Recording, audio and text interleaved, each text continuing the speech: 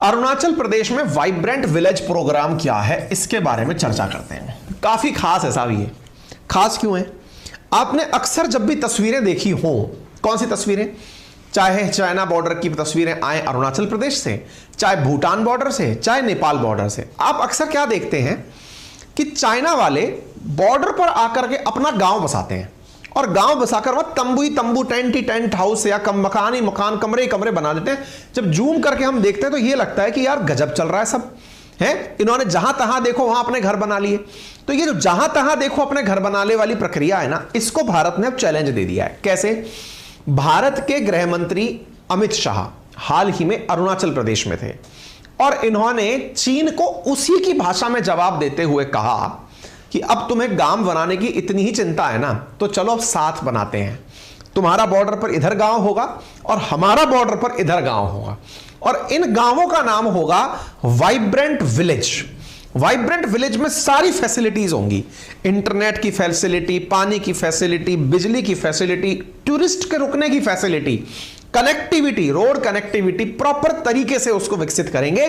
और इस काम को करते समय 4 राज्य और 1 यूनियन टेरिटरी, अरुणाचल प्रदेश, सिक्किम, उत्तराखंड, हिमाचल प्रदेश और लद्दाख, इन 5 जगहों पर जितने भी बॉर्डर एरियाज हैं, यहां पर प्रॉपर तरीके से गांव का विकास किया जाएगा। यह अनाउंस कर दिया साहब। आप सोचिए कि जब अमित शाह अरुणाचल प्रदेश थे तो भी चीन ने इस बात का विरोध किया है। और मैं आपको बता दूं, यूपीएससी जीएस पेपर 2 के अंदर इंडिया एंड इट्स नेबर करके, नेबरहुड करके सेक्शन दिया हुआ है। उस लिहाज से यह स्कीम काफी काम की है। आप लोग भी ऐसे याद रख सकते हैं परीक्षा में, केवल इस वजह से कि वाइब्रेंट विलेज प्रोग्राम प्रदेश कहां से लॉन्च किया गया, तो आंसर है अरुणाचल प्रदेश से लॉन्च किया गया है। कौन से गांव से लॉन्च किया गया है अभी आपको हम उसके अंदर बता देंगे, ठीक है ना। तो उम्मीद है कि आप लोगों को यह जानकारी समझ में आ जाए। तो वाइब्रेंट विलेज जो प्रोग्राम है, अरुणाचल प्रदेश के बिल्कुल पूर्वी किनारे पर किबिथू नामक जो स्थान है वहां से शुरू किया गया है। आइए मैं दिखाता हूं। आप अमित शाह को यहां देख सकते हैं जो कि यहां से बॉर्डर की निगरानी करते हुए दिखाई दे रहे हैं। देश के गृह मंत्री यहां पर उपस्थित हैं।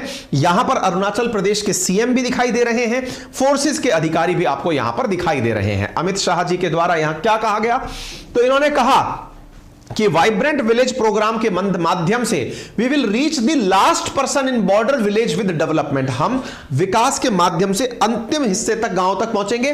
Will connect border village by physical and digital mean, will rehabilitate the deserted villages by the providing basic facilities. तो बोले हम यहां पर लोगों के पूरे विकास का सारा काम करेंगे by creating opportunity for the youth in border village. It aim to prevent out migration and enhance border security. यहां पर बॉर्डर की सिक्योरिटी और साथ में जो यूथ यहां रह रहा है उसके लिए सारे कार्य किए जाएंगे। As China object to visit Amit Shah in Arunachal, can't take an inch of our land। इन्होंने यहां कहा कि अगर चीन को लगता है कि वो हमारी जमीन ले सकता है तो हम उसको 1 इंच भी नहीं देंगे, ऐसा अमित शाह ने यहां बॉर्डर पर जाकर के कहा। ठीक है, चीन यहां पर ऑब्जेक्शन कर रहा था। तो अभी कहां किया गया है, तो नाम याद रख लीजिएगा। वाइब्रेंट विलेज प्रोग्राम कहां से शुरू किया जा रहा है, तो आंसर है किबिथू। किबिथू बिल्कुल पूर्व में स्थित जगह का नाम है किबिथू, जो कि जिले में स्थित है, जिसका नाम है अंजौ। अंजौ नामक जिले के अंदर अरुणाचल प्रदेश के अंदर से कौन सी स्कीम शुरू हुई है, तो आंसर है vibrant village program. Vibrant village program में क्या किया जाएगा, 4 राज्य, कौन कौन से, अरुणाचल प्रदेश, हिमाचल प्रदेश, सिक्किम, उत्तराखंड, 4 तो राज्य, और 1 union territory that is Ladakh. इनके अंदर बॉर्डर एरिया के ऊपर घरों का विकास किया जाएगा। आपको मालूम होना चाहिए भारत सरकार के द्वारा 1997 के अंदर अरुणाचल प्रदेश को एक राज्य का दर्जा दिया गया था। हालांकि चीन इसे अपना साउथ तिब्बत का हिस्सा बताता है। भारत के द्वारा यह जो प्रयास किया जा रहा है यह अपने आप में सराहनीय है। तो इस विषय को किस तरह से पढ़ने वाले हैं, चर्चा में क्यों है, तो आंसर हमने दे दिया। यूनियन होम मिनिस्टर 10 अप्रैल को वाइब्रेंट विलेज प्रोग्राम की किबिथू में शुरुआत कर चुके हैं। यह इंडिया का बॉर्डर साझा करता है चीन के साथ में। अब आप मैप पर देखिएगा इसे, अगर आप मैप को देखें तो यह अरुणाचल प्रदेश है और अरुणाचल प्रदेश के अंदर आप बॉर्डर को आसानी से समझ सकते हैं। इसके जस्ट उत्तर में आपको चीन ही दिखाई पड़ रहा है। बिल्कुल कॉर्नर पर स्थित यह जगह है। 3 जगह आप देख सकते हैं, किबिथू, काहो और मुसाई, 3 गांव हैं। तीनों में ही वाइब्रेंट विलेज प्रोग्राम का शुरुआत कर दिया गया है। लेकिन अगर आपको इनॉग्रल पॉइंट याद रखना हो तो किबिथू को आप ध्यान रखेंगे। देखिए इसमें क्या किया जा रहा है, इसमें सरकार के द्वारा, केंद्र सरकार के द्वारा 2967 गांवों की पहचान की गई है 46 ब्लॉक और 19 जिलों के अंदर बॉर्डर एरियाज में, जहां पर इस प्रकार के विकास कार्य किए जाएंगे। विकास कार्यों के अंदर करना क्या है, तो भारत सरकार द्वारा लद्दाख, हिमाचल, उत्तराखंड, सिक्किम और अरुणाचल प्रदेश के बॉर्डर एरियाज के गांवों का डेवलपमेंट किया जाएगा। पहले चरण के अंदर 663 गांवों को शामिल किया जा रहा है।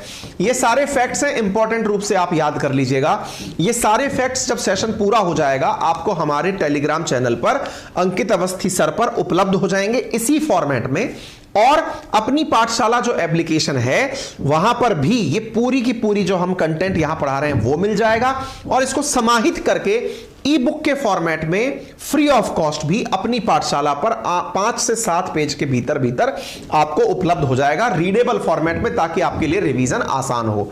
कितना अवधि लगेगा, कितना पैसा खर्च होगा, तो टाइम ड्यूरेशन रखा गया है फिस्कल ईयर 22-23 से लेकर 25-26, और 2500 करोड़ रुपए, 4800 करोड़ रुपए यहां पर अनाउंस किए गए हैं सेंट्रली स्पॉन्सर्ड स्कीम के तहत, और 2500 करोड़ रुपए यहां पर, उनमें से 4800 करोड़ में से केवल कनेक्टिविटी पर खर्च किए जाएंगे। तो देखिए 4800 करोड़ का प्रोजेक्ट है, 4 राज्य और 1 यूनियन टेरिटरी के अंदर है। वाइब्रेंट विलेज प्रोग्राम के नाम से रखा गया है, जिसके अंतर्गत 22-23 से लेकर 25-26 के बीच के अंदर वाइब्रेंट विलेज प्रोग्राम के माध्यम से बॉर्डर पर स्थित जो गांव हैं उनको विकास किया जाएगा। या आप यहां पर याद रख सकते हैं, बहुत इंपॉर्टेंट है, ध्यान रख लीजिएगा, ठीक है।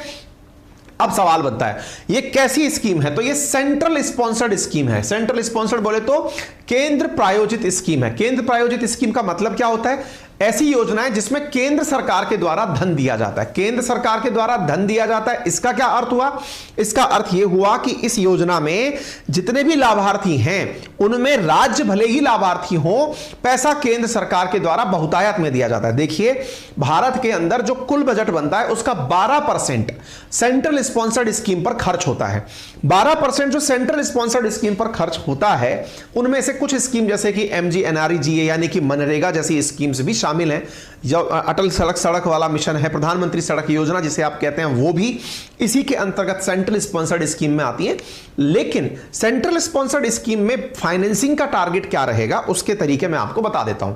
जब केंद्र सरकार के द्वारा किसी भी योजना को फाइनेंस किया जाता है तो राज्य सरकार के साथ में जब उसकी फाइनेंसिंग होती है तो उसका रेशा 60-40 में रखा जाता है। 60% केंद्र सरकार के द्वारा और 40% उस राज्य के द्वारा उठाया जाता है जिसमें राज्य प्रायोजित योजना चल रही है। फॉर एन एग्जांपल अगर मैं राजस्थान, MP, गुजरात, बिहार इनकी बात करूं तो यहां पर क्या पाएंगे कि राज्य सरकारें 40% किसी भी स्कीम का पैसा देती है, 60% केंद्र देता है।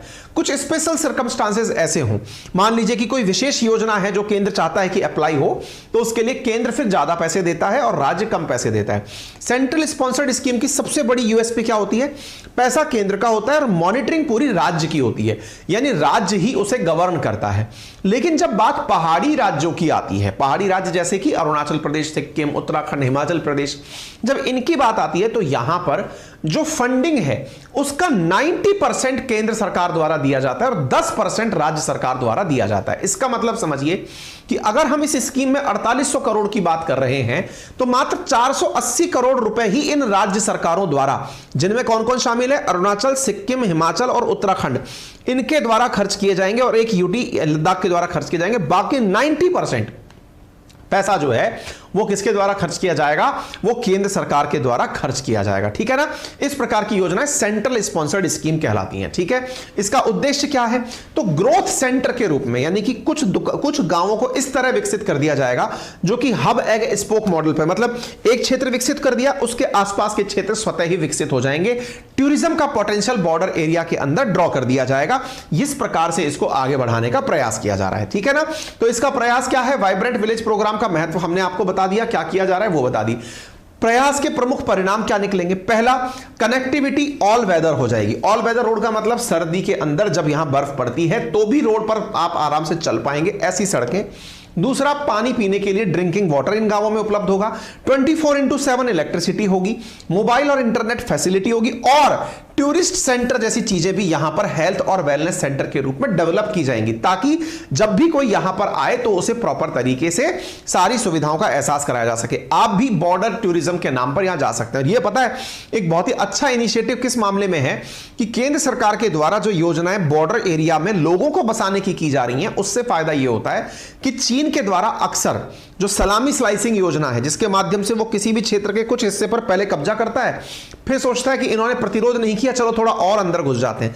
सलामी स्लाइसिंग के अपोजिशन में इस प्रकार की योजनाएं काम की होंगी। अच्छा, एक बात और मैं आपको बताता हूं, हाल ही में आपको याद हो केंद्र सरकार के द्वारा चीन के बॉर्डर पर जो सिक्योरिटी फोर्स हमारी अर्धसैनिक बल करते हैं, जिसका नाम आईटीबीपी है, आईटीबीपी के अंदर केंद्र सरकार के द्वारा हाल ही में 7 नए बटालियन बनाने की भी घोषणा की गई है। और आपको मैं बता दूं, इन बॉर्डर एरियाज पर जहां पर इंडो टाइबेटियन बटालियन फोर्स हमारी काम करती हैं, बटालियन हमारी काम करती हैं, उस आईटीबीपी के लिए हाल ही में 7 नई जो बटालियन अनाउंस की गई हैं, इनके रेजिडेंस भी वहीं पर बनाए जा रहे हैं, यानी कि एक तरह से फोर्सेस भी वहां रहेंगी। आपको मैं बताऊं, हाल ही में केंद्र सरकार के द्वारा कैबिनेट कमेटी और सिक्योरिटी के माध्यम से 9400 नए पदों पर सृजन की बात की गई है, यानी कि नए आईटीबीपी के पद सृजित किए जाएंगे और उनका उद्देश्य अरुणाचल प्रदेश और 47 ऐसे बॉर्डर आउटपोस्ट होंगे जहां पर कि लोगों को ले जाकर रखा जाएगा। ठीक है ना, तो ये अपने आप में बहुत खास है, इसे आप इसलिए याद रख सकते हैं। तो हाल ही में